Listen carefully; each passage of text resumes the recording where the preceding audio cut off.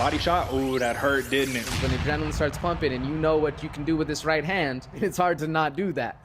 Here are your hosts, Derick G and AJ. What's going on, folks? Welcome back to another episode of the Bloody Water Podcast. Long gone are the days of Singapore. Long gone are the days of Austin, Texas. We're back in good old Vegas, baby. The empty Apex, the arena where it goes down gladiator style. You have to love to see it because I'm going to tell you what, folks. This main event that we have on our hands this weekend is probably one of the most high-level matchups that you could possibly get between two of the most unheralded contenders in the lightweight division. Now, lest we forget, the bantamweight division has now taken over for the most exciting and flashy and all that, but the lightweight division has long held down the reins for the most talented division through and through in the UFC, and I think we can all agree there. So once again, my name is Derick G, and bringing in my co-host, as always, the leader on the scoreboard, the New Mexico native, the Santa Fe bomber himself, AJ, brother, what's happening? We're back in Vegas. We have two prospects right here that we've been high on for quite a while. I can just say that, quite a while, and unfortunately, we run into this situation again where two really good contenders clash to see who's going to move forward. So before we talk about this, AJ, why have we not seen Christos Giagos and Tom Aspinall yet? But we're getting the Tsarukyan Gamrot, excuse me. We're getting the what do we just have? Guram, Kutataladze, and the other homeboy. Brother, why is this happening? Talk to me. Man, that's a great question, Derick. I've never even pondered, but when you're asking it right now, maybe because they're heavyweights, maybe because the the talent pool in the heavyweight division is so small that they know they can't risk it too much. But like you said, man, the 155-pound division, even the 35, the 25, they're so deep that we can see these young up-and-comers fighting each other. But I'm still surprised, to be honest with you. We haven't seen Giagos, Aspinall. It's kind of a little sad, to be honest. Absolutely, I wholeheartedly agree with you. But one of these days we'll make it happen. So a little check-in in the world, folks. Thanks for hanging out with us. We're over 380 subscribers here on the YouTube channel, and doing this progress slowly but surely to some might seem just that slow but sure, but to us, we love to see it each and every week because we're grinding, we're breaking down film with all the other things in life that goes on, because we're not robots, right? We don't just eat, sleep, live mixed martial arts and combat sports. We have lives too. We have jobs. We do things outside of our life. So AJ, brother, just a quick check-in. Austin, Texas gas prices, what are we looking like, brother? $5 a gallon. I'm glad we don't have to drive to no office. I'm glad we got the internet to do this, because that'd be something else. Check in with the gas prices, brother. How we feeling? Woo, too much, Derick. It's about 460 over here, 470, bro. But not the worst in some places, but it still is rough. But how's it out there? Well, I'm gonna tell you this, man. Nevada is in one of those states with the gas hike prices right now. So at the Costco, to get it cheap, about $5. But I'll tell you what, man, you go to the average gas station, it's looking about around $6, $5.60, $5.70. And I'm actually gonna be taking a trip to California, good old California, here in the next couple of weeks, where $9 a gallon, $8, bro. Pray for my wallet. I'll just say that, brother. But that's neither here nor there, folks. You know where to go if you need to find the hub, everything there is to know about the Bloody Water Podcast. That is simply bloodywaterpodcast.com. You can find us on all the social medias: Instagram at Bloody Water Podcast, Twitter at Bloody Water Pod. And for the Gen Zers, for the new folks, you can even hit us up on TikTok at Bloody Water Podcast, man. So you could literally find us everywhere that you need to. And I'm just going to leave it at that. So before we move into everything else, folks, you do know the name of the game. TLDRs, all the fun stuff. But first and foremost, a good tried and true classic poster review, brother. Let's get into it, my man. So we got a interesting one on our hands here. So I'm looking at it, right? And I'm not going to lie to you. I like it. It's a little creative. I like the blue backdrop, Tsarukyan, flexing, Gamrot, what's up? You know what I mean? Hitting the big pose. But I can't help but to feel it feels like it's photoshopped. Like they got photoshopped abs. Like they don't even got real abs. These dudes are jacked. This is 155 specimens. But the Photoshop nature of it makes it just seem a little goofy, cartoonish, brother. What do you see? How are you scoring at 1 to 10? Talk to me. I agree with you, Derick. I like the idea. It looks a little comic booky, but also it feels like they took Tsarukyan's head and put it on a Ken doll. You know what I'm saying? Like, the homeboy's ripped. There's no need to over-exaggerate it like that. It's a little less for Gamrot, but the Tsarukyan six-pack looks like it's something out of Photoshop, man. I'm actually going to give this one a 6. I like the creativity, but like I said, it feels almost unnecessary to have this much editing going on. How ripped these dudes are at 155. What are you giving it?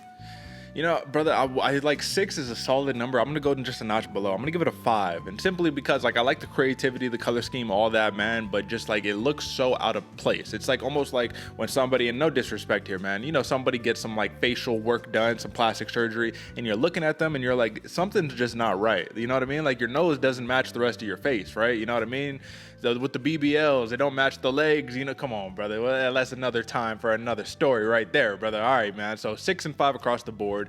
Lackluster poster, but great fights on hand. I'll definitely say that. Now, AJ, let's just jump straight to it, man. TLDR, or you can call it our UFC Vegas 57 betting sheet. So, folks, as you can see right here, it looks like we have almost identical picks across the board, but we have one bout that stands out, and that is a heavyweight bout. Alan Baudot versus Josh Parisian. Other than that, these are our Bloody Water Podcast locks for the week. Arman Tsarukyan, Shavkat Rakhmonov, Thiago Moises, Umar Nurmagomedov, and Chris the Action Man Curtis. So, folks, you can clearly see on the bottom as well, the leaderboard, I mean, right now AJ is dominating 74 and 38. He is in a clear control, precise lead, but 71 and 41 am I. I'm not too far away. So I just wanted to make note, AJ, we're coming off of a little bit of a rough week last week, and we have to have short-term memory in this game, right? You went 3-3, I think, on the money line, so it was a wash for you. It wasn't really rough, it just kind of wasn't anything, right? For me, I think I went 2-4, and that is where you know, the bounce back comes back, because sometimes, man, just because you're a betting favorite doesn't mean you're going to win. Sometimes you come inches away from victory and just don't get it done. Sometimes, AJ, you leave the fight in the hands of the judges, and the judges will make you cry, and they did that to me many a time last week. So hopefully we get a lot of finishes, because let's not forget, UFC Austin was probably the best fight night card we've seen ever, but you know, that could be revisionist history, or that could be recency bias. Either way, are you anticipating, AJ, UFC being able to live up to the hype that was UFC Austin after UFC 275? Because it seems like we've been so spoiled with excitement, we might come down to a lackluster card in comparison to all the bangers that we just had. What do you think? It is a very high bar to kind of live up to on that one, man. What was it, 9 finishes, something like that in UFC Austin? And then coming up soon, we also have, 276? Yep. Is he fighting on that one? I forget the exact numbers. But either way, man, there's a lot of hype coming in these next few weeks for the fights. But this one, man, I kind of feel like we're about to see some fireworks in this. Tsarukyan Gamrot, we know Gamrot's a gamer. You have Shavkat Rakhmonov on this one. Man, the Umar Nurmagomedov, you want to see some question mark kicks, you're going to get it. And always, man, the action man, Chris Curtis, you cannot doubt this man again. There's a lot of heat on this card, nonetheless, some even ones on the preview, man. So this is, I think, this one has all the potential to lead up to a really, really big fight night, and I'm hoping that's the case, because at the same point, sometimes those ones are the most potential. They end up being a little bit of a snoozer. So yes, sometimes hype can be your worst detriment. It can be your biggest downfall. And AJ, man, I'm just going to help you out right now so you don't get absolutely blasted in the comment section. Mateusz Gamrot. I hit him with the Gamrot too before, and they're like, bro, we're dumb Americans in the eyes of this worldwide fan base that is out there, man. So you have to love the gamer fan base. You have to love the Tsarukyan fan base, the Yoel Alvarez fan base. You know what I mean? All these, the Thiago Moises, this international fan base. As Americans, sometimes we just get a little too, we're going to say it the American way. You know what I'm saying? Good old American. 4th of July coming up too, man. So you know we in our America feelings right now. But folks, just one more revision. Oh, let me take that out. One more revision. All right. Arman Tsarukyan, Shavkat Rakhmonov, Thiago Moises, Umar Nurmagomedov, and Chris Curtis are the locks. And the one lone bout that we have differing opinions on is a heavyweight bout between MMA Factory's Alan Baudot, and Josh Parisian, man. A man with a hell of a chin and a lot of knockouts on his record. So take those picks, run with them to your local sports book, and thank us later. You know what I mean? Let us know in the comments. Let us know how you feel about the picks, who you're rocking with. Do you agree? Do you disagree? Did you make money? We know you did if you followed our picks, so that's neither here nor there. But all right, brother, let's jump into some sleepers. Let's get it. It's time for some fight night.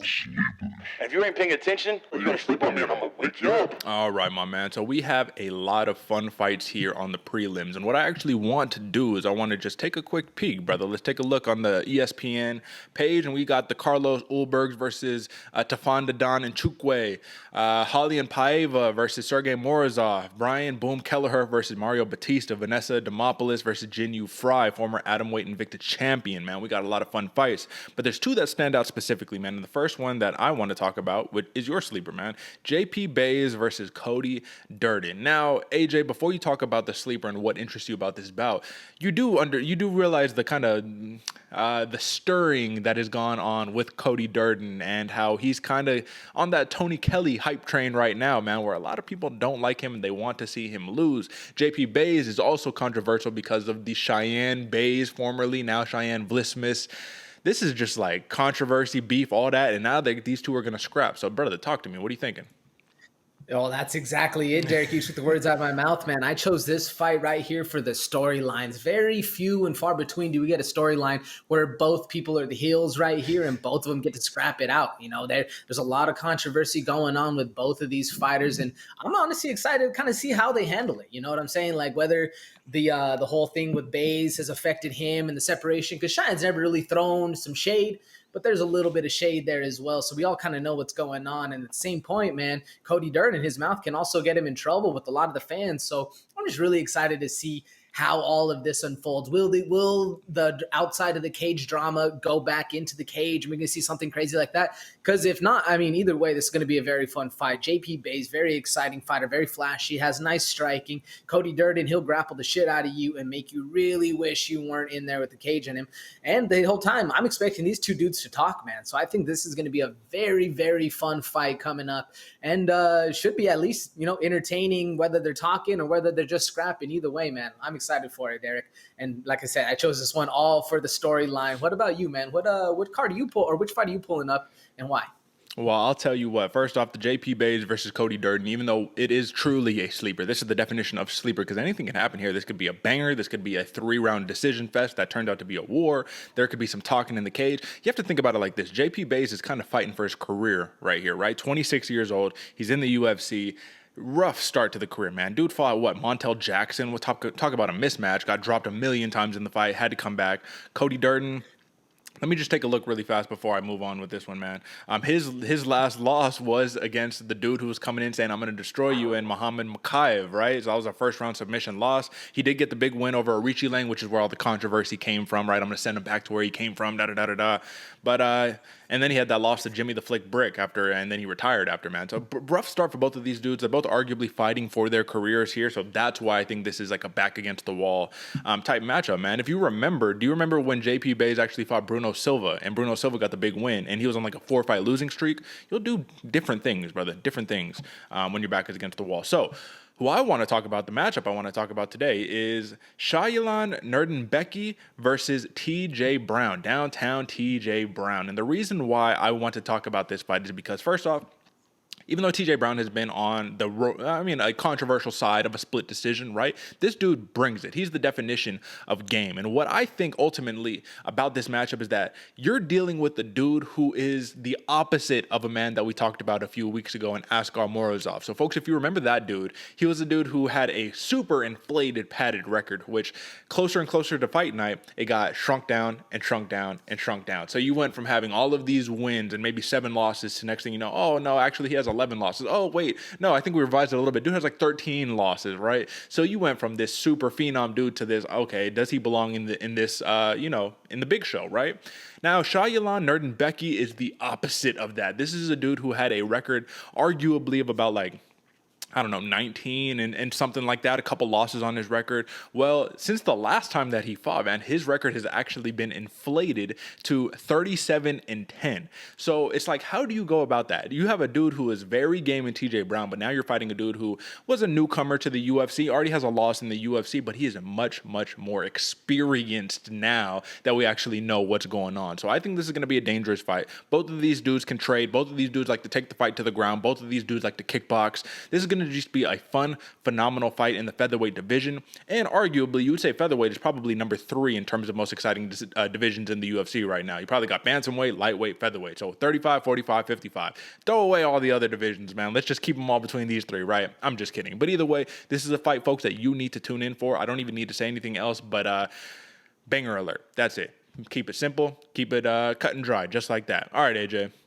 So since we have a couple of sleepers down, really quickly, man, because, we need to jump straight into the main card. I wanted to ask you, when you're going about your sleepers, man, this is just some of those like insight type situations, man. You're going about your sleepers. You're kind of developing it. You said today you picked that fight, the JP Buys versus Cody Durden, because of the storyline, which is an awesome route to go when picking sleepers, man. But what is it that makes up, like what comprises a sleeper to you in your eyes? Well, a few things, Derek. One, something that a lot of people are going to look at face value and think, I probably don't need to show up, or I don't need to watch that. It's probably not going to be that exciting. But little do you know, these dudes have been putting a lot of work in, and that's kind of where I go whenever I think sleeper myself. Nonetheless, a very exciting fight. Like you can't have a sleeper and then it show up. And sometimes we do, sometimes we call it and they end up being snoozers of sleeper fights. But a lot of the time, man, a lot of these dudes come up and they're not getting the recognition they deserve or that they've been working towards. And they really show up and put out in these prelim fights. And to me, that's what makes a sleeper the whole thing right there, man. Like you're getting overlooked, you're getting overshadowed, but you come in and put on the best performance of your entire life, throw down, making it very exciting fight.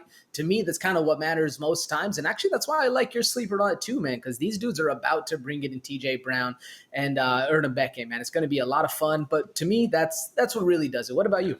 Well, I really like that analysis about it. For me, what makes a sleeper is that I also understand. Let me get me back on there. There we go. I also understand that the common folk today, and I'm not even hating, man, people don't have time. People are busy. You're working your job. You're doing whatever you're doing. People do not have time today to be able to say, I'm going to watch bouts 1 to bout 15. You know what I mean? Like, I get it. They tune in for the main card. They say, oh, man, I saw Neil Magny fight. I watched Thiago Moises fight. Did you catch that fight? I'd be like, oh, yeah, I catch that. What do you think about the JP Buys fight? Who is JP Buys? Who's this? Who's Brian Kelleher, right? I don't know those guys, right? When people say things like that, I say, okay. So I've been watching the rise of a Shayilan Nurden Becky. I've been watching the rise of a TJ Brown. I've been watching these low-key fights on the prelims, watching them build up their career slowly but surely. So I know how good they are, but you don't. And most of the casual fans don't. And it kind of reminds you to a degree of, look at the love that Shavkat Rakhmonov is getting now. Dude, this is a dude who is like arguably nobody knows who this dude is, and they will find if he has a great performance this weekend, that's when people will know who he is. We know how good this dude is, so we're like, yes, you deserve a co-main. Obviously, you're a killer, you're a monster. But that's why I like picking these sleepers, because I know how good they are. But a lot of people on face value, they don't. They overlook it and they say this is going to be nothing. And then they say, oh my God, have you heard about that guy? And I'm like, yeah, I've been watching this dude fight 5 fights in a row, and I've been watching him in regional scene too. So it's just different, man. That's why I pick sleepers. But enough of the analysis. I just wanted to take a dip into the psychology really quickly. But without any further ado, let's jump into some main card, brother. Let's get it. Here's to another main card breakdown, courtesy of your hosts, Derick G and AJ. All right, AJ. So before we get into this thing, we have to address one thing. Who do you think benefits more from a massive victory here in this main event, man? We're talking about Arman Tsarukyan, Mateusz Gamrot, man. Obviously, Tsarukyan is riding this high 5-fight win streak. His last loss was to Islam Makhachev, who arguably, I don't know if you heard, AJ, but he's in the works to fight Charles Oliveira for the championship. So he came in, made his UFC debut on short notice against Islam Makhachev, lost that one in a very competitive bout, strung off 5 in a row, you know what I mean? And now he's fighting the gamer, the dude who has 1 loss on his record, the dude who came in and started just destroying people, right? So who has the higher ceiling with a big win here? Is it Tsarukyan, who probably will get an automatic title shot next, or is it Gamrot? Because arguably he could probably get a title shot too. What do you think? Yeah, no, I see where you're going with that one, man. And on face value, I think it's Gamrot. I think it's a gamer, because you take out somebody who gave Makhachev. You just said, yeah, gave Makhachev probably one of his hardest fights, if not the hardest fight he's had. But at the same point, you have Tsarukyan, and you have that point behind it where he did give him Makhachev the hardest fight. He gets that one, and arguably we might see Volkanovski versus Oliveira first. So then there might be some moves to put Tsarukyan versus Makhachev, which would bump up I think both fighters very high. I want to say Tsarukyan has the higher potential in this one, but at the same point, man, Gamrot beats him. How is he not next in line for that Makhachev fight, man? I don't know. Who would you say? I think you're onto something there. I think Gamrot clearly has more to gain with the victory here, given the resume of an Arman Tsarukyan, given that this whole entire storyline is building up a rematch between, this is the storyline. It's building up a rematch between Islam Makhachev and Arman Tsarukyan for the title. They're saying, yeah, I saw you in my UFC debut, short notice, I lost, yeah, but it was very competitive. Nobody else has been able to take you down the way that I am, or stuff your takedowns, whatever. You're You're going to get the belt. We're going to rematch. And now that I've matured, grown into my body, I'm going to, give you this is going to be the real fight. You know what I'm saying? So I think the storyline is set up for Tsarukyan to succeed, but Gamrot could come in there and play spoiler. And I think he can. This is the problem, man. Minus 240 is the favorite for Arman Tsarukyan. And while I definitely agree he should be a favorite, he's such a talented young man, Mateusz Gamrot is the dude who can come in and destroy all storylines. The dude who can come in and say, yeah, you guys had this whole entire perfect setup going on, man. This WWE-esque, narrative going on. Yeah, I'm coming in. I think I should be the champion because look at this dude. He's 31 years old, 20-1 MMA record, 3-1 in the UFC, and his sole loss was a split decision loss to Guram Kutaladze, who arguably should have won his last fight, man. I don't know why I'm blanking on who Guram lost. Oh, our boy, Damir Ismagulov, right? So it's like, come on, man. You got a split decision loss, so really it's like had one judge seen it just a little bit differently, you would have been on this crazy win streak. You racked off 3 in a row. He kind of destroyed and dismantled Diego Ferreira. He Kimura'd the hell out of Jeremy Stephens after Jeremy Stephens tried to Kimura him first. And he knocked out Scott Holtzman, which is kind of a beautiful thing right there. 7 knockouts, 5 submissions, 8 decisions. Bro, this dude is the real deal. He is the full package. He is everything that there is to have in a great, talented contender. The problem is, Arman Tsarukyan, brother, he's just built from a different mold. Now, I actually don't know the details for this, AJ, and I thought this would be interesting to you, but both of these dudes fight out of American Top Team. However, Arman Tsarukyan, in his last camp, wasn't able to fight out of his training camp at American Top Team due to, visa issues and things of that nature. But for this time around, in a situation like this, who gets the boot? Who has to train somewhere else? Man, that's a hard one. I don't know if they train somewhere else. I think they just train at different points in the day because you don't want to just burn your bridges. You know what I'm saying? But maybe they do. Maybe I don't know. I haven't dug into that one as well because I was looking at both of their things and they're still both listed at. Tsarukyan's. It says he's not training at AT&T anymore, but this is on Tapology, so that might have changed. That might. Still what does it say? But it says Bang Muay Thai, and then I'm gonna butcher this name. Khabarovsk MMA. Okay. MMA. Well, he did say in the last camp, he was like, yeah, I'm training with some local dudes here where I live. You know what I mean? Like, I don't have to do the the ATT thing, the American Top Team thing. Either way, man, it's just something interesting because it reminds you of that storyline. And I'm sure somebody in the comments will correct us and let us know where this dude's training. The big super fans of Tsarukyan. But the one thing that I thought was interesting is I remember the Gilbert Burns, Kamaru Usman, right? They're like, all right, well, Usman, you got to dip. You know what I'm saying? I don't think they were like, you have to leave, but he was like, I'm going to leave. I'm going to go pursue another camp. Either way, man, the whole point is you're training at some of the best facilities in the world right here. 2 of the most highly talented but unheralded prospects, contenders here. And you're ranked number 11 and number 12 respectively. I mean, bro, this is big time right here. I can't say enough. So let's talk about the X's and O's. Arman Tsarukyan did something in his last fight that I think is the reason why he has instilled so much confidence in the betting lines, in the eyes of the bettors, man. He finished Yoel Alvarez, man, El Fenomeno, bro. And that's something that we're going to talk about, him in a little bit because of his performance against Thiago Moises, a couple fights out. But, bro, that's not an easy outing whatsoever. It was a size mismatch. It was everything that had to do with everything was kind of going against Tsarukyan, and he proved that he can get the job done. So his last 5 fights, 3 decision wins. Olivier Aubin-Mercier, who's now the PFL. He's doing big things in the PFL. Davi Ramos, that is a huge win right there. Matt Frivola, that was a short notice bout. Christos Giagos knocked him out in the first round. And then Yoel Alvarez got him out of there in the second round. Brother, Tsarukyan has fought every mold of fighter you can fight. You have the strikers, you have the grapplers, you have the specialists, you have all of that, and he's passed all the tests. Now, Gamrot, can we say the same thing for him? What do you think? No, not necessarily yet. Because that is not only has he fought the strikers, the wrestlers, he's also fought the ones with the experience, the Frivolas of the world, the Davi Ramoses, these people that have been in the game for quite a while. Where on the other hand, man, you have Mateusz Gamrot. Sure, he has Jeremy Stephens, Diego Ferreira, Scott Holtzman, but that's really about it. The Kutaladze, I actually didn't watch the last one, it's not in my fresh memory. I'm going to watch the fight when it happened. Didn't break it down on this one. So I don't know how close that fight was, but either way, Kutaladze is one hell of a fighter, so he's doing well up there. You know what I'm saying? Gamrot, is game, but just hasn't been time tested as much as Tsarukyan has. So that's where it comes into me, because as game as the gamer is, obviously, Tsarukyan just has this different way of going about grinding and fighting. So I'm curious to see how that whole unfolds, because if this ends up a striking battle, I think it's a coin toss, man. What about you?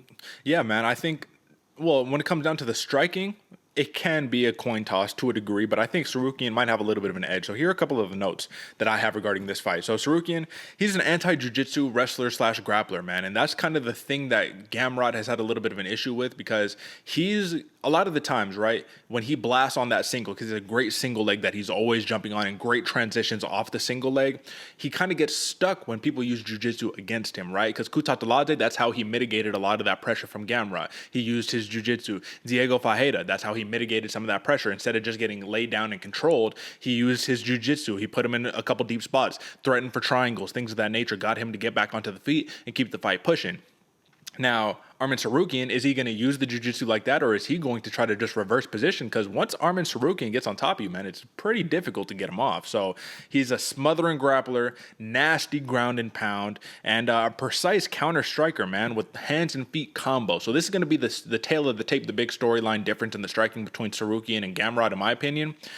Arman Tsarukyan mixes it up, combos, punches and bunches, hands and feet, mixes up levels. Gamrot, he's very precise, he's very smooth and technical, but oftentimes you see one at a time. It'll be one shot, one shot, one shot. That's not a problem because he's mixing in his levels, he's changing levels, he's mixing in takedowns. But Tsarukyan, if he hits you, if he throws 4, misses the first 3, and lands that last 4th shot, I mean, come on, brother. It's a little bit of a different story than just being able to evade that one shot, shoot him for a takedown, whatever. So the question that I have for you is, who gets the first takedown? I think it's going to be Tsarukyan. I think he's going to be on the front foot, working for that takedown the whole time. And the thing with Gamrot, excuse me, I do agree with you. His one shots are there. He does have that kind of one and done kind of thing. But what I like about him is his timing's off. Not necessarily like off, like he's wrong, but it's just different than what you're expecting. So he's hitting you at points with those ones where you're not seeing it, and that's kind of where it gets to me, because you are going to have Tsarukyan on the front foot shooting for that takedown, like you said, the single leg, whatever he's going for. He's once he gets to those hips, it's very hard to get him off you and nonetheless get you on the ground. But I think that's just going to be the way. If you can't. I don't see Gamrot leading the fight. You know what I'm saying? Which is a lot harder to wrestle if you're coming back at it. So, I don't know. What about you? Who do you see getting the first takedown? I disagree, man. I think Gamrot gets the first takedown, man. Because Tsarukyan, look at the Giagos fight, the Christos Giagos fight. Christos Giagos just took Tsarukyan down, and Tsarukyan was like, okay, let me get my butterfly hooks. Let me start addressing this. Let me try to look for a sweep or whatever. He's not always in that constant major sprawl, I can't get put on my back. I think he's comfortable everywhere the fight goes. So I think Gamrot will be able to get a takedown first. I think Gamrot's wrestling is very underrated, man. I don't know. A lot of people think of him as the striker, but this dude's wrestling is phenomenal. I think he gets the first takedown, but I think Tsarukyan edges him out in totality, man. So clearly, if you saw the betting sheet, I'm rolling with Tsarukyan, you're rolling with Tsarukyan, but now we have to justify why. I personally think he's just more well-rounded of a fighter. Everywhere the fight goes, on the feet, he has more tools. In terms of the grappling, I think that his wrestling is going to be a little more smothering, and he'll use the jiu-jitsu when need be. But ultimately, Gamrot, man, the path to victory that I see for him is a submission, brother. I think that's the victory. That's the way, is you just catch him doing his wrestling thing, man. Catch the guillotine, catch the Kimura, catch him in a little transition trap, and catch him slipping, man. So do you agree with me in that assessment, or do you think there's another way for Gamrot to get the dub here? No, I agree with you on both, actually, because I think the same thing. Tsarukyan, just more well-rounded. He's going to be working multiple different ways of the fight and looking for a finish.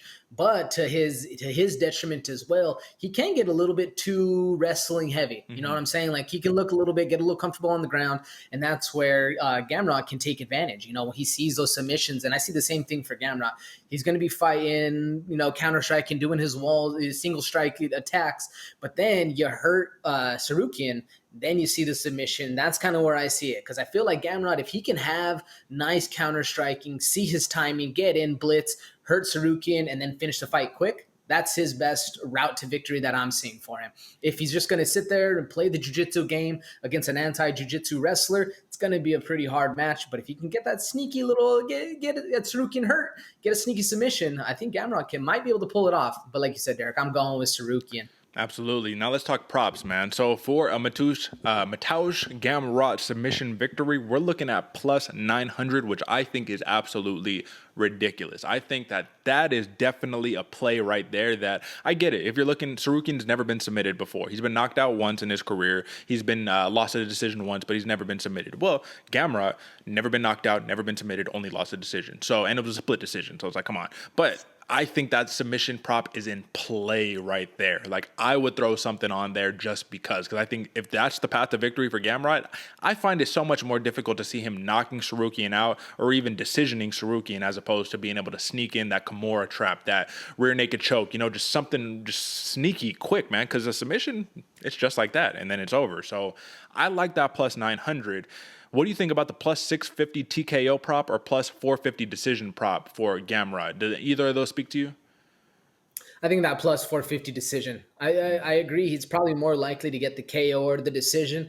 I just think Gamrot is too high of a fighter where we're going to see that knockout or that submission. Decision sounds a little more likely, but I do agree with you, Derick. That plus 900 submission, that can happen for Gamrot, man. It definitely can, man. Now let's talk Tsarukyan, because this is the play right here. This is who I think is going to get the job done. It's just a matter of how does he get the job done. I really respect Mateusz Gamrot. I do not think he's an easy out. I don't think he's going to be easy to knock out. I don't think he's going to be easy to submit. I think he's already found himself in deep submissions and been able to get himself out. And Tsarukyan, we can say the same thing for him, man. He's found himself in compromised spots, but he's had the composure to be able to get out and then continue on the path to victory. So a TKO victory for Arman Tsarukyan plus 250.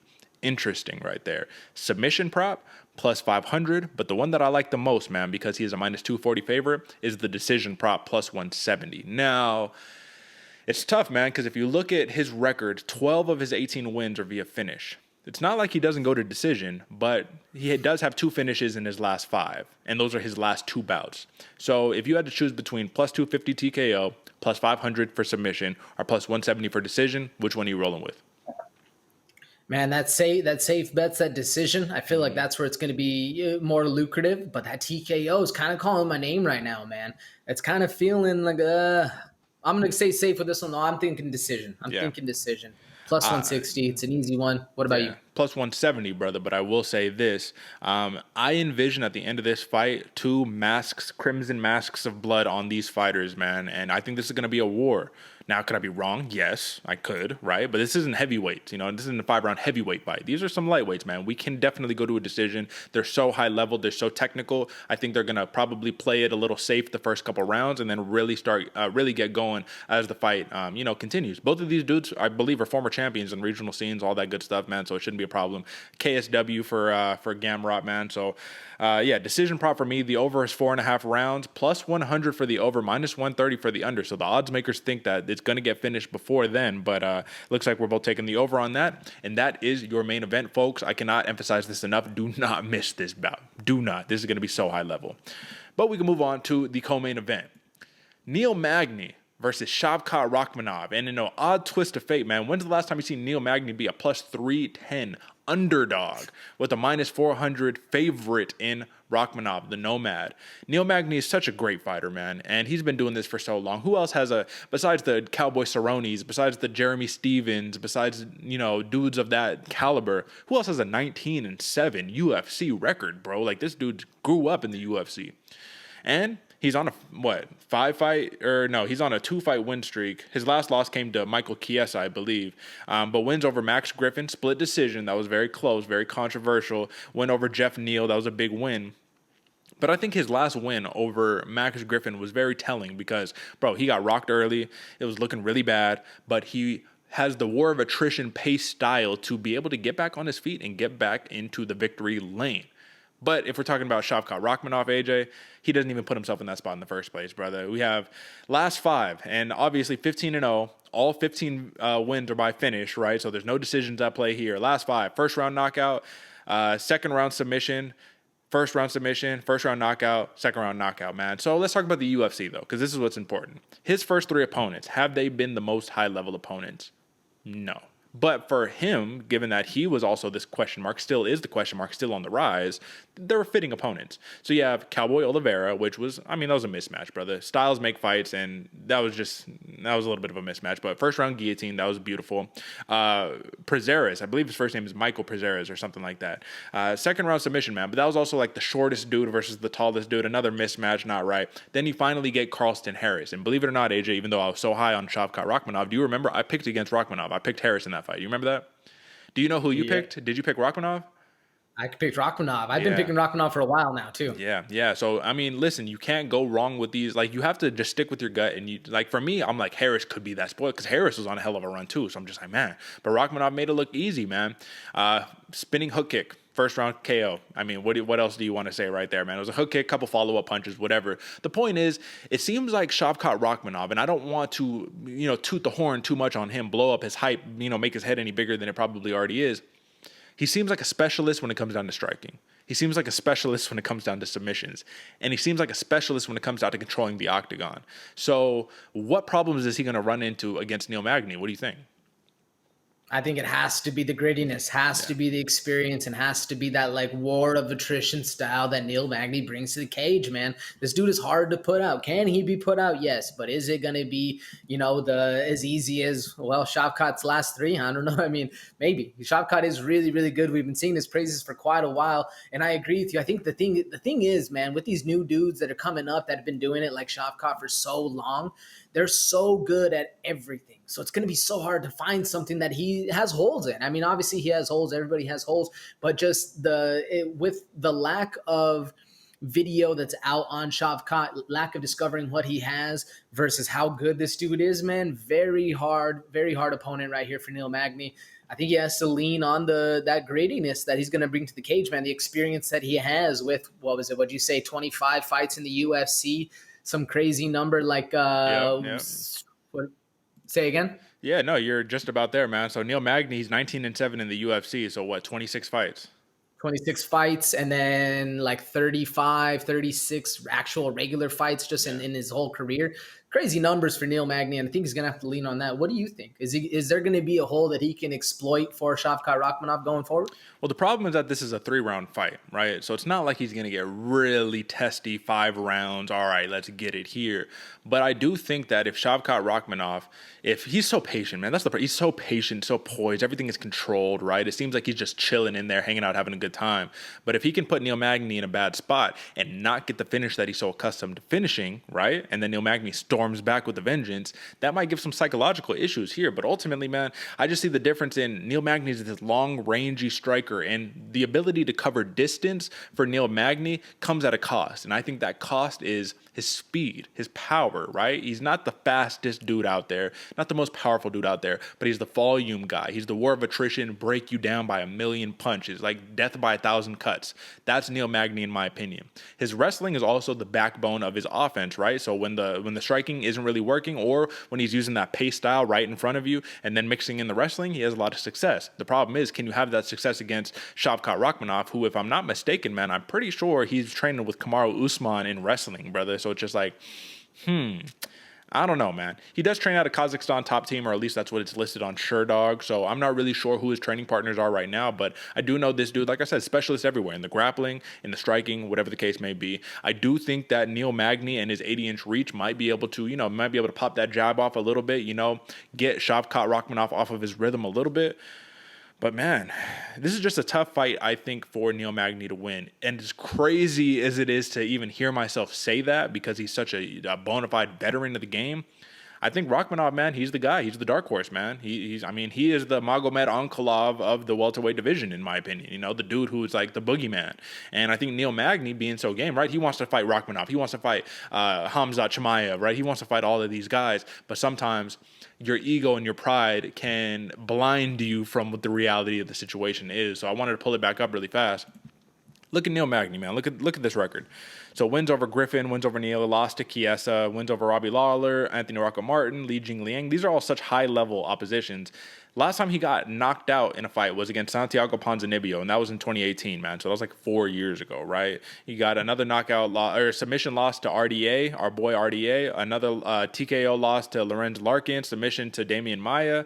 So it's not like he can't get finished. He can get finished, and there are definitely options for Rakhmonov to work at. But let's talk really quickly, because I feel like we're giving Rakhmonov so much praise here. What can Neil Magny do to mitigate, besides being gritty and being a veteran, what can he do to mitigate Rakhmonov's presence, his imposing factor in the cage? Well, I think you mentioned it just a little bit before in the middle of that, where you're talking about the 80-inch reach of Neil Magny. Shavkat's used to being the bigger guy walking into the cage. He's used to being the boogeyman, the scary guy that's going to be the imposing size difference. Not anymore, man. Neil Magny has a 3-inch height against him and a what kind of reach? Let's see. It's 3-inch reach. 2 inches on him. Yeah. 2 inches on the height, man. So a little bit longer legs. If Neil Magny could go in there, kind of dominate that tempo battle, that range battle that's going to be happening in the first round, because you're right, it is a 3-round fight, so it's going to happen quick. If he can dominate that first part of that fight and have Shavkat thinking like, hey man, I've never felt this pressure before. Oh shit, like what's going on right here? Then I think Neil Magny can have a lot more success. Work the range, man. Work the range. You know, might need to be Stephen Thompson for this fight, but if Neil Magny could get it done, it'd be very, very impressive. AJ, let me ask you this. Is this going to be the first fight in Shavkat Rakhmonov's career that he does not finish his opponent? Man, this might be, I don't know, but this might be the first time in his career he's going to the third round. That's really where I think this one can get dragged into deep waters.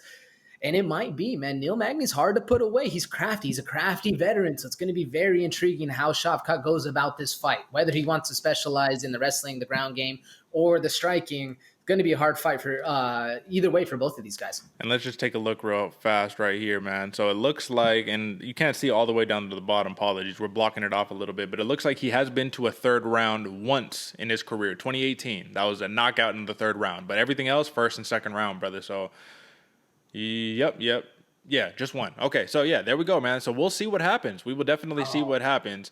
But, brother, let's check out the props, man. So Shavkat Rakhmonov, TKO prop plus 150, man. They believe in this guy. They really think that he's going to get Magny out of there. So plus 150 for the TKO, plus 275 for the submission, and equally plus 275 for the decision, brother. So, like I said, there is a lot of money definitely on Rakhmonov. But for Neil Magny, there's one, and I don't want to overblow this, man, but I see one path to victory for Neil Magny, and that's decision, man. This is what, look, he has 16 decisions on his record, brother. I mean, when's the last time, I just had his stats up, when's the last time the man has knocked somebody out? It was Craig White in 2018, man. It's been a long time since he's knocked somebody out. He's finished his opponent, man. So for Neil Magny, plus 500 for a decision, plus 1,800 for a submission, and plus 1,000 for a TKO. So clearly, they think the decision is the way to go. Do you agree with that for Neil Magny?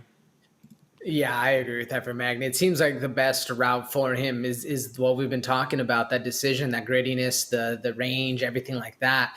And he's fighting out of Elevation Fight Team, so you know they're working hard over there. They got a lot of wrestlers, Drew Dober, they got Gaethje, but they got a lot of people out there, so he might come with massive cardio for this one. And that is actually a really good point right there, man, because I was thinking the only mitigating factor that Neil Magny probably has on Rakhmonov is come round 3, especially if this is like a high-volume, fast-paced fight. Does Rakhmonov have that third-round cardio to be able to keep up with Magny if he's just nonstop jabbing your face off, trying to just edge you out, steal around? It's going to be tough, man, but give me your pick, brother. What are you doing for Rakhmonov? Are you rolling with the plus 150 TKO, plus 275 sub, or plus 275 decision?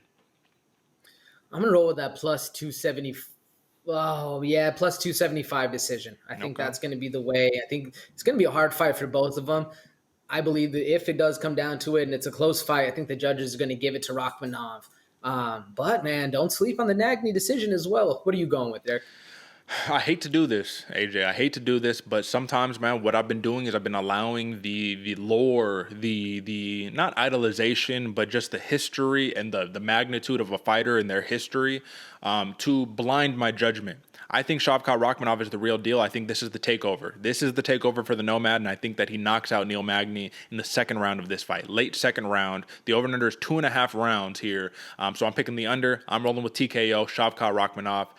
I just think he's going to be too much, especially given how Max Griffin and that speed advantage of Griffin was able to drop Magny a couple times, really have him in shaky legs. I think Rakhmonov is going to capitalize, and that'll be it. So you got the decision. I got the TKO, but either way, we're rolling with the Nomad, Shavkat Rakhmonov.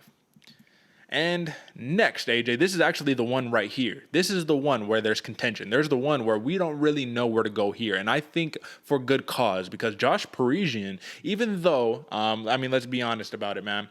He lost his last fight pretty decisively. He is the subject of the meme where Dante Mays was kind of, how would you say, pelvic thrusting his face into the mat. You know, it wasn't a good look.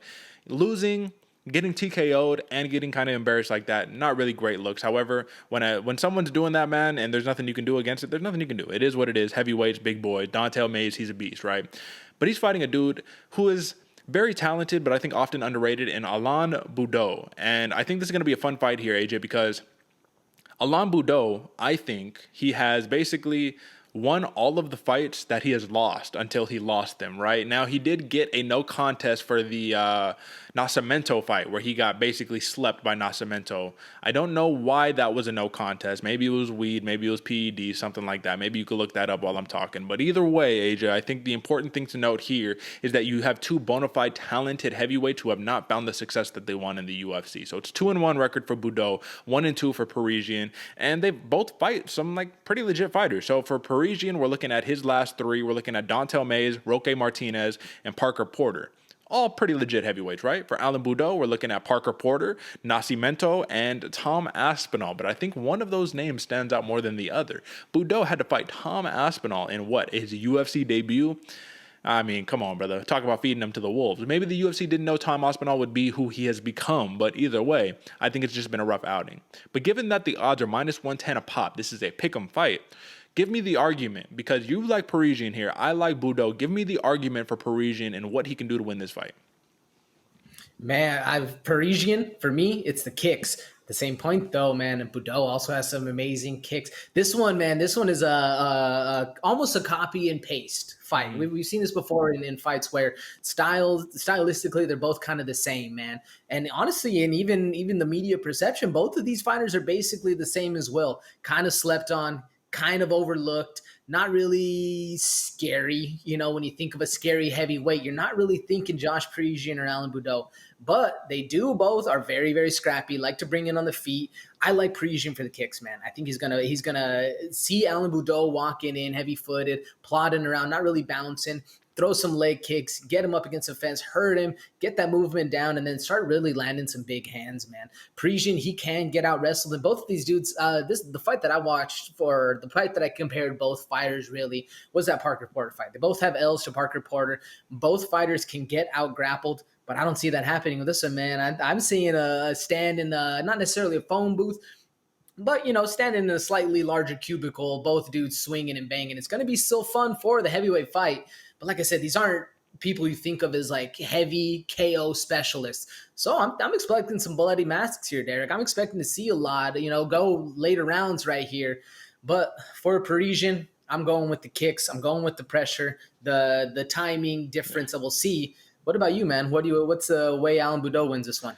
Well, Alan Baudot, man, I think that when he fights downhill, he's one of the scariest strikers in the heavyweight division, man, because he fights with reckless abandon. And I think that's kind of the point right there. And that's the good but the bad at the same time, because when he bites down on that mouthpiece, oftentimes he will kind of neglect the game plan. So you go from being technical, stay in the pocket, have that nasty jab to that left hook combo, man. His left hook is money all day.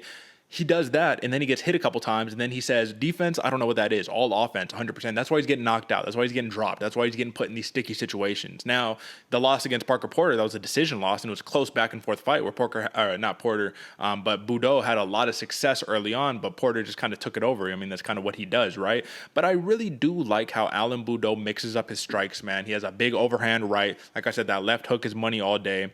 And when it comes down to it, his feints and his speed are what make him unique at 265. He was able to keep up with Parker Porter. Parisian, even though the volume was there, it was high level, he wasn't necessarily keeping up with the speed of the Parker Porter, which is what's going to make it, like I said, just a really intriguing bout right here. So I think Alan Baudot, if he just shores up the defense a little bit, stays technical and stays in the pocket just a little bit more, he can get the dub. But if he just says, oh, covering my face, no, I'm just going to swing and bang. Josh Parisian, he has 10 knockouts on his record, man. He can get Baudot out of there really quickly. So the thing that I noted about Josh Parisian, though, man, he's very calm in the face of pressure. He's very calm in the storm. When he's getting stormed on and putting it on him, he has a great chin, very durable, which leads to his knockouts because he's more of a volume guy than just a one-shot, one-hitter quitter guy. But when Baudot puts it on him, because I expect that early on, Baudot walking forward, putting it on him, I think Parisian's going to try to slip, counter, all that good stuff, eat a couple shots, come back with his own, and we could very well see a 3-round decision here, even though they're heavyweights because of the unique style of hybrid heavyweights they are. Either way, I think this is Baudot's time to shine, man. You had your run in the UFC thus far, 3 fights, last fighter in your contract now, because all of these contracts are generally 4 fights. Someone has to get knocked out. And that's as simple as I think it goes for this one. This is a heavyweight bout on the main card. Someone needs to go to sleep. There's no ifs, ands, or buts. So, Josh Parisian, Durability, war of attrition, volume, Baudot, downhill, big power. I mean, both of them got power. It's heavyweight, man. But let's talk about the ins and outs. How does it get done, AJ? For Josh Parisian, how do you see it getting done? If he wins, is it a knockout or is it a decision? Man, honestly, I was waiting to see the props on it before I really decide. But how I see this one going down, I agree with you.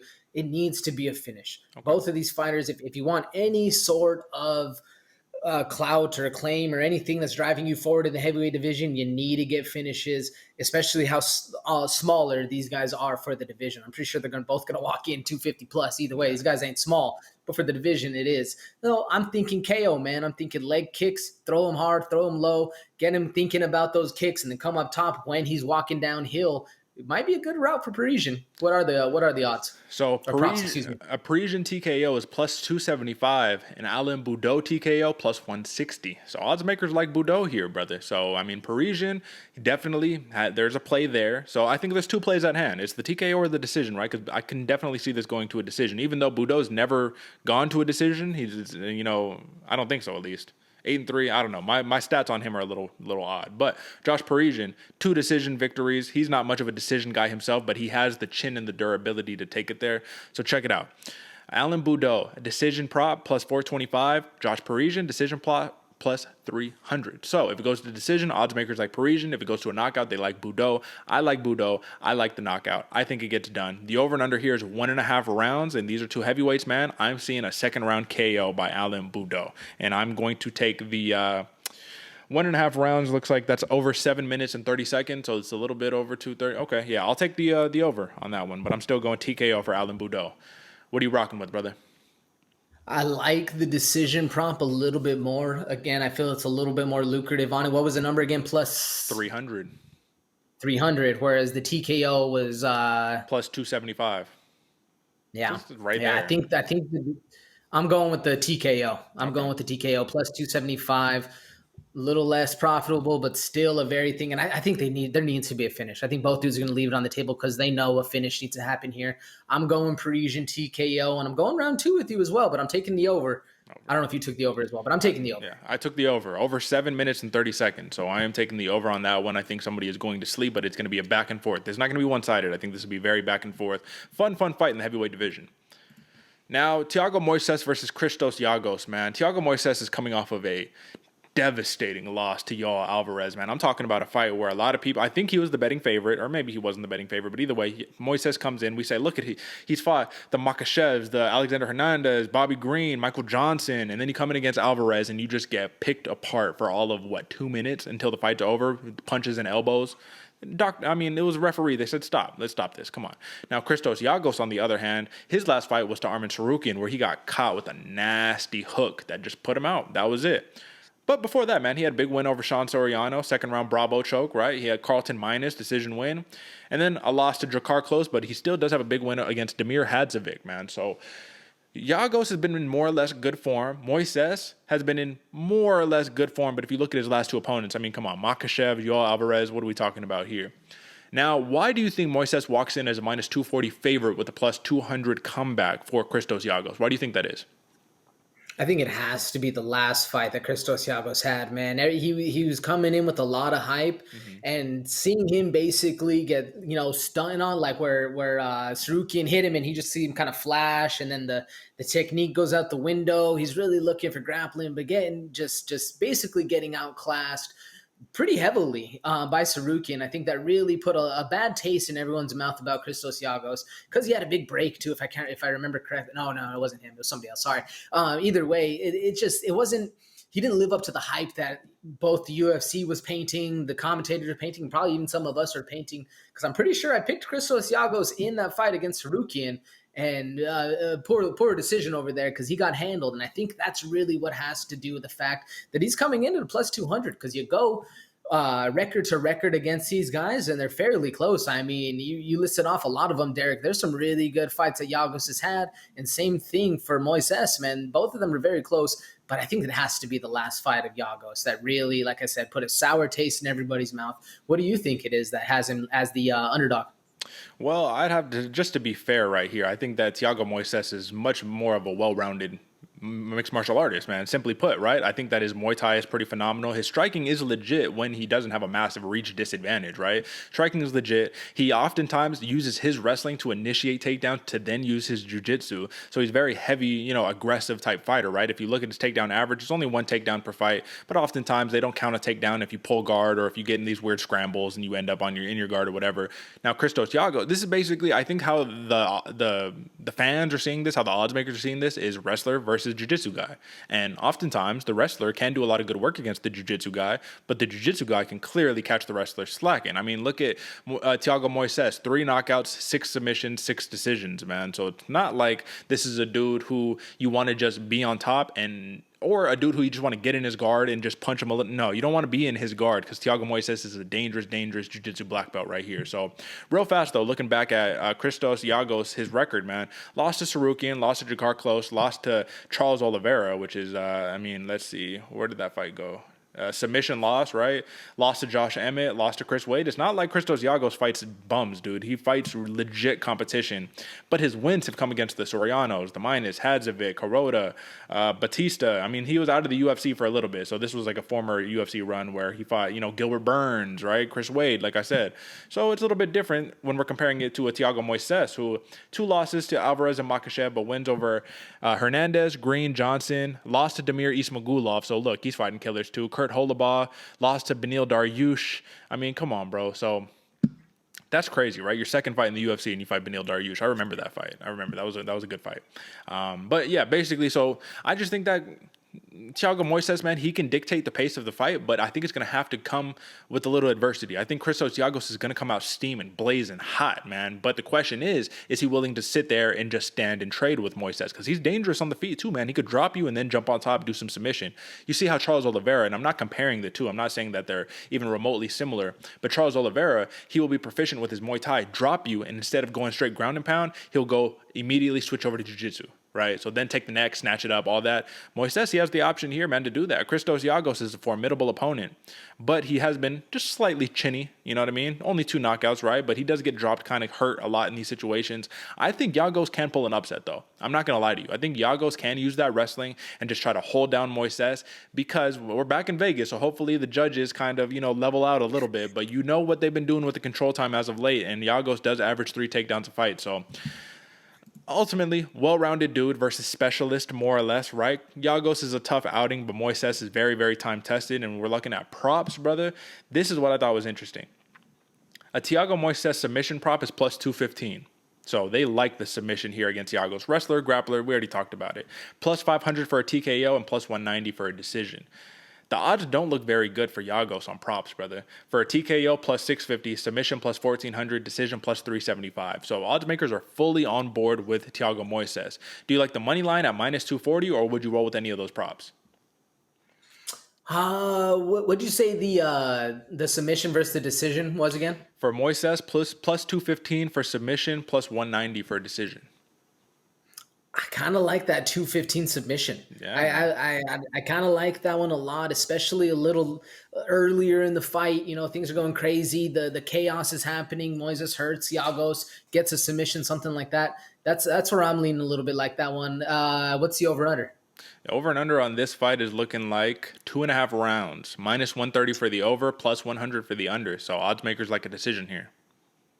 I'm rolling. I'm actually going to go opposite of the odds makers right there, man. I'm going to roll the under on this one. Submission for Moises. Let's go early round 2.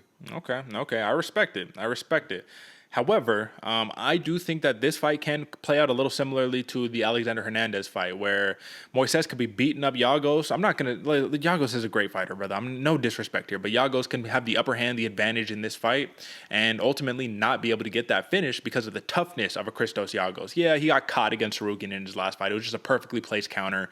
When you look at the loss against Jakar Close, that was the decision loss, man. And when you're fighting dudes like Close, great wrestlers like Close with great striking, and you got a specialist like Moises, man, maybe he wants to play it safe and just get a win on the board now that he's coming off of back-to-back losses. You never know how the mentality is going to play. So I'm actually going to rock with the decision prop here, man. I'm going to go plus 190 decision, a lot better than minus 240. I don't necessarily envision a knockout. However, that play is on the board. But ultimately, man, 6 submissions, 6 decisions. You more or less have an equal chance of either one of those happening. So you'll roll with the submission. I'll roll with the decision. So that means that I am taking the over in this fight. It'll be a fun fight, man. I like this fight. This will definitely be a fun fight. But we have more star-studded names in this next fight right here, brother. Nate Maness versus Umar Nurmagomedov. And you have to ask yourself, why is Umar getting these fights, man? He has wins over, I think, Brian Gonzalez, Sergey Morozov, and then Brian Kelleher. And let's not forget that Brian Kelleher fight, I believe, was at 145 pounds. It wasn't at 135. So you get a Nate Maness who is coming off of a beautiful, nasty second-round TKO victory over Tony Gravely, our boy right there, you know what I mean? The dude who has fireworks in his hands, too. Wins over Luke Sanders and Johnny Munoz, man, and Cameron Van Camp, right? So that wasn't in the UFC, though. So he's 3-0. Nate Maness is 3-0 in the UFC, though there's been a little adversity. He's 3-0 in the UFC. Umar is only 2-0 in the UFC. But the question here, AJ, is why exactly are we not giving a step up for Umar Nurmagomedov? You know what I mean? Dude is on open minus 700 favorite. Let me just take a quick look, AJ, at what the live odds are right now, because currently Umar Nurmagomedov is a minus 900 favorite. Brother, I don't understand. What are we doing here? Why are we is it because his last name is Nurmagomedov? Please explain to me. What are we talking about? I think they might just be giving him the slow route. But honestly, Derick, I don't know if Nate Maness, however you say his last name, excuse us, but he's the real deal, man. He was hurt in that Tony Gravely fight and was able to come back. So maybe it's because he looks a little chinny. There's a thing where Maness, however, throws his jab, but he brings his right hand down, and it could be something like that. But it could just also be that last name of Nurmagomedov, excuse me, because I feel like it just holds so much power in the press of the MMA world that it's almost undeniable, you know? Yeah, absolutely. So the question is going to become here for Umar Nurmagomedov, man. What is his best path to victory against Nate Maness? Sorry, because I don't know. I really don't know. But what do you think is the best path to victory, brother? Because if you look at his last 5 victories, 4 of them have come in by submission, all in the first and second round. Is he looking for the takedown? He does average, almost 8 takedowns a fight, you know what I mean? So is he looking for the takedown? Is he looking to throw some spin and shit and just go crazy, just strike with Nate Maness? Like, where are we going here? What do you think is the most viable path to victory? Because, at this point, it's not just about winning. It's about winning in a beautiful, dominant fashion for Nurmagomedov. You have to do something spectacular, especially when you're fighting these types of dudes. However, I do agree, Nate Maness is not a dude who you should underlook or undercount. It's not a dude who you're just saying, oh, this is just going to be a can, I'm just going to roll over. This is not like a Michael Venom Page fight, you feel me? So what are we talking about here? How does he go for his path to victory?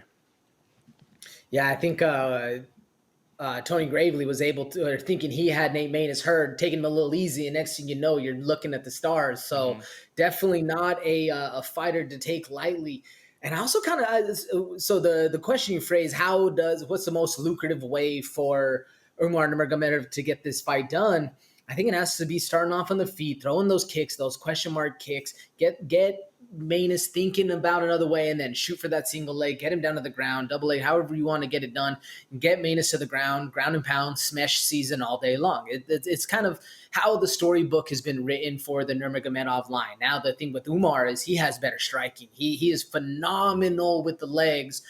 And I think on this one, man, he's going to try to prove that he also has hands. I think the ego might get a little involved on this one, because not only does he want to live up to the name of his cousin, but I think he wants to surpass it. And how do you surpass that? Show everybody that not only can you smash season all day long, but you can throw these hands as well. And I think that's kind of where I'm looking to see this fight going. I'm seeing fireworks, man. Anytime I see Umar Nurmagomedov throwing those kicks, as well as if you know who Nate Maness is, this dude brings some heat to every single fight he does, and it leads to a little, good and bad for him. So there could be a lot of fun right here. How do you see it going down?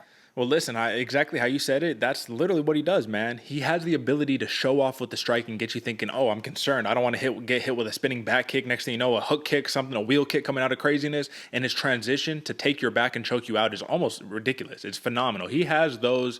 And once again, not the same, right? But I do truly believe that the Mateusz Gamrot transitions off of his singles are so blazing quick, man. He's able to go from a single to your back in split seconds, and it should not be that easy. Umar can do the same thing, man.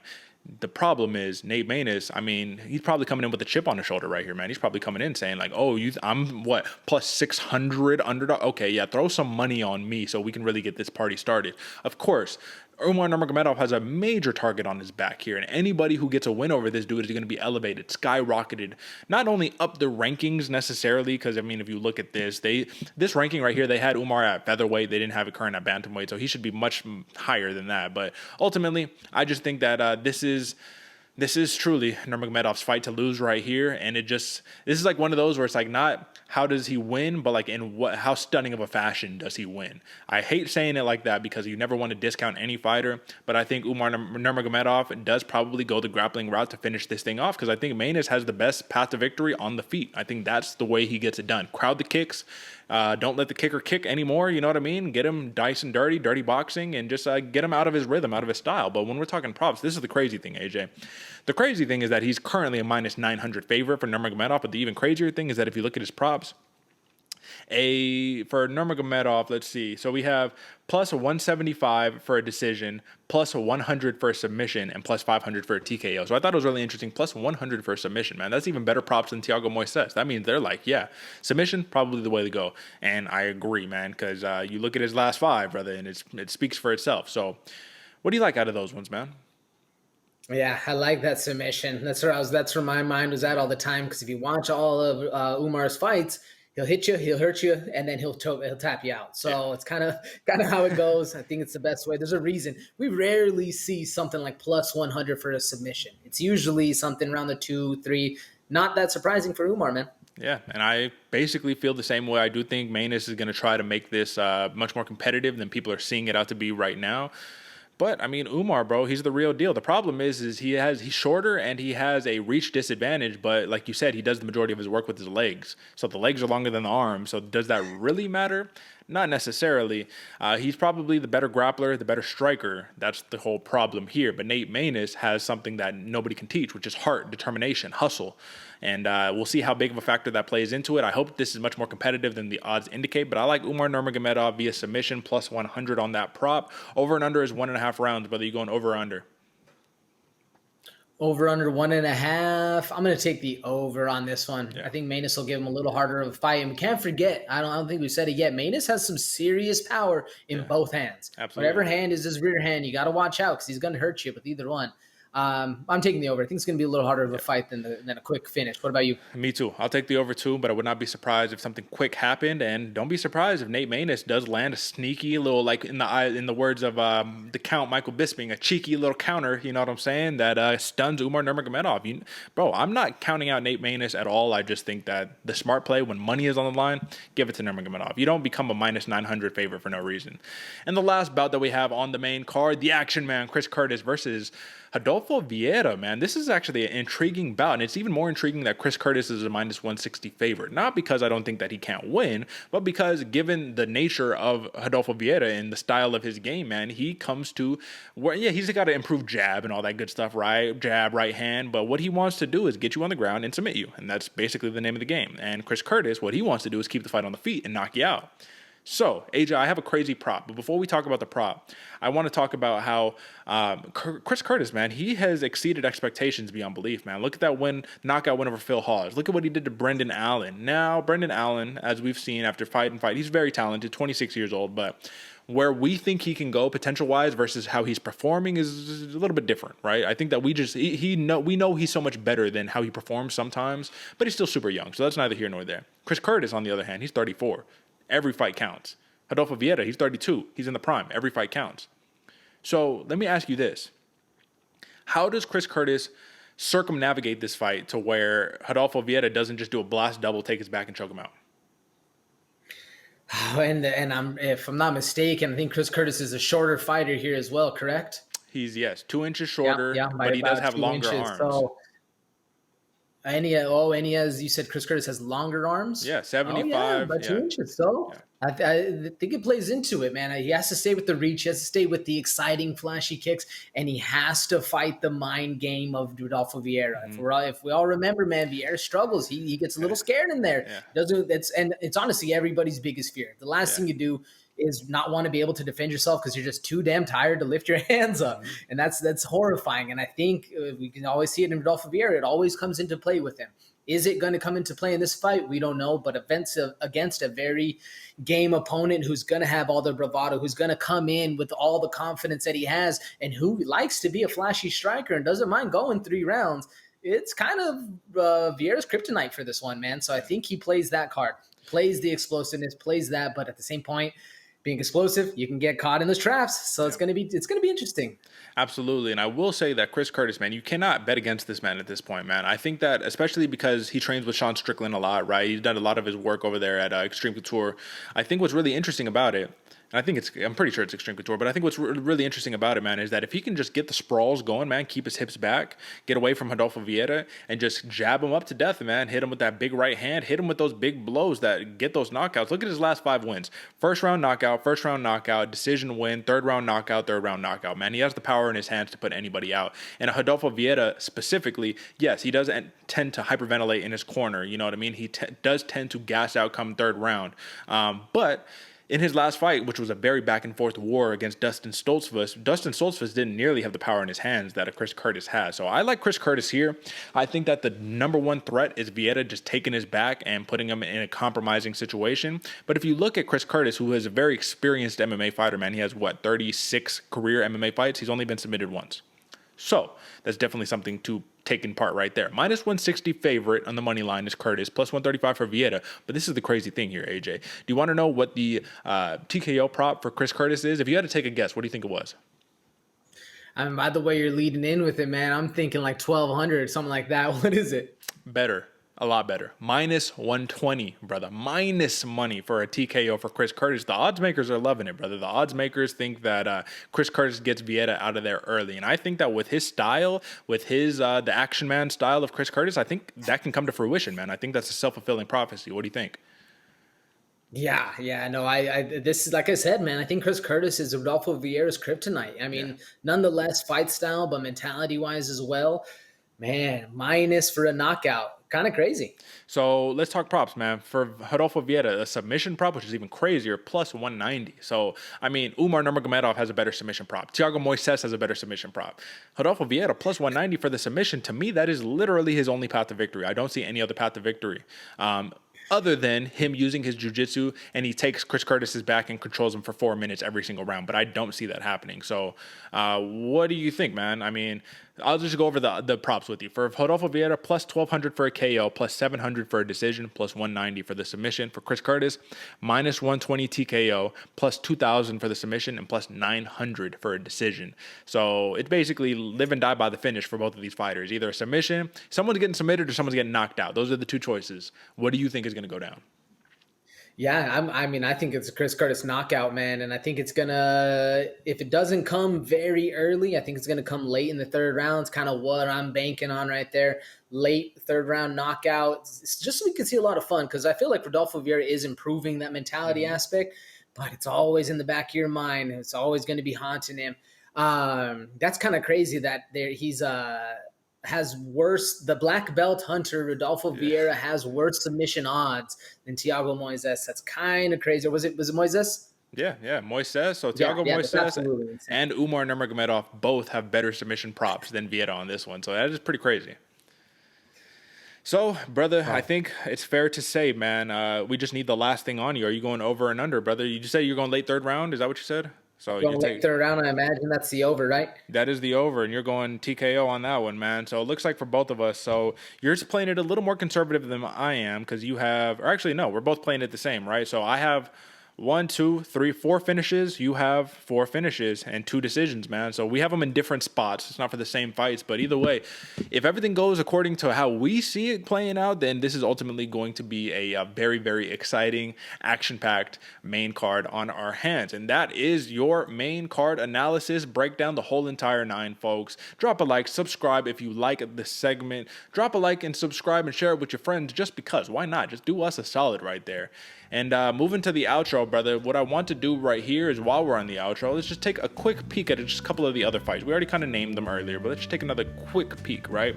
So once again, let me do a little zoom in. Boom. Okay. Carlos Ulberg versus Tafon Nchukwi. Do not miss that fight. Featured prelim, so you already know what time it is. And let me actually pull this up. How come we're not in here? Hold on, brother. There we go.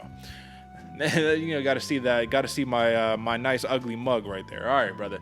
Boom Kelleher versus Mario Bautista. Must watch. This is actually an intriguing matchup right here, man. Vanessa Demopoulos versus Jinyu Fry. It's obviously going to be the first bout of the night, but this is going to be very interesting between two former Invicta fighters, man. And I believe, if I'm not mistaken, Vanessa Demopoulos, she was a former champion in one of these regional. So both former, regional champions. Raulian Paiva coming off of that nasty loss, I believe, to Sean O'Malley fighting Sergey Morozov. It does not get easier for my man. And then ultimately, like we said, JP Bays versus Cody Durden. That is a storyline that you want to watch out for. AJ, UFC Vegas 57. I mean, this one definitely has fireworks written all over it. I will just point out right before we get out of here, man, I want to just take a quick look at what is upcoming right now for the UFC, man, because you said we have a numbered card after this, and I think you're right. Yes, Adesanya versus Cannonier, man. So let's just take a very quick preview right there, brother. So look at this card, man. Adesanya versus Cannonier for the middleweight championship. Volk versus Holloway, number 3 for the featherweight championship right there. Sean Strickland versus Alex Paeta. And if, let's say, Sean Strickland beats Paeta, well, he's probably fighting Adesanya next. Let's say Paeta beats Strickland, he's fighting Adesanya next. Let's say Cannonier beats Adesanya. Oh man, we just got a lot of implications, man. Lauren Murphy, Misha Tate, Pedro Munoz, Sean O'Malley. Talk about a main card. But this is what really intrigues me, man. Main cards are cool, but let's take a look at this. What fight? Just take a look. You know what I mean? For those who are listening, AJ is going to take a moment of deliberance, but just take a look and ponder. What fight excites you the most out of these prelims and early prelims here, brother? Ooh, man, probably that Ian Gary, Gabe Green. Gabe Green is down. He's down to scrap, but Jim Miller, Bobby Green, they're running that. I think that was scheduled before. They're running that back. Jessica Rose Clark versus Julia Stoliarenko. That's also man, there's some bangers on this card. Uriah Hall, Andre Muniz. Wow. Yep. This is a number card for sure, man. Absolutely. I'm still going with that Ian Gary, Gabe Green. I think that's going to be one of the Robbie Lawler, Brian Barberena. These two old dogs might bring it as well. Shit, Derek. Yeah. I'm going with the Gabe Green. That kind of gets me the most excited. What about you? I really like this Jessica Macy Barber fight. I think that's going to have some heat on it. Definitely the Brad Tavares versus Dricus du Plessis. Someone's getting knocked out for sure. You have a very mean Hawaiian versus a South African Dricus du Plessis, man. But the fight that I'm most excited for, to be honest with you, is Brad Riddell, Jalen Turner, man. These are two studs, man, who Jalen Turner, he's submitting you, he's knocking you out. Brad Riddell, gas tank of a lifetime, amazing kickboxer, great wrestling. We got a lot to look forward to, folks. So, once again, what we're focused on today, UFC Vegas 57. We gave you money line, we gave you prop picks, we gave you analysis, break down the whole 9. Next week, we have a very fun card to break down, but let's not get too ahead of ourselves. Let's see how we do this week, and then we'll proceed from there. So, AJ, you got any last words for the people? Man, you said it before, Derek, we just reached over 380 subscribers, and sure, we're still grinding it slowly, but it wouldn't be without you fine folks over there sharing it, liking it, sending comments. And we talked about it, man. There's a lot of fighters on this card that have a lot of fans nationwide, worldwide, everywhere out there. So hit us in the comments. Let us know exactly when we're pronouncing those names wrong, but also let us know whenever you're winning that money, getting the wins. Follow it, share with your friends. We appreciate all of it. We love it over here. And it's a blast, man. I'm excited for this card. It's going to be a lot of fun. 100%, man. So we'll see you folks on the other side. We will catch you on Monday for the post show. Definitely, if you're listening, the episode drops on Sunday, but Monday for the visuals. You know what time it is. You know where to find us. BloodyWaterPodcast.com, folks. That is it for us. Until next time. Peace.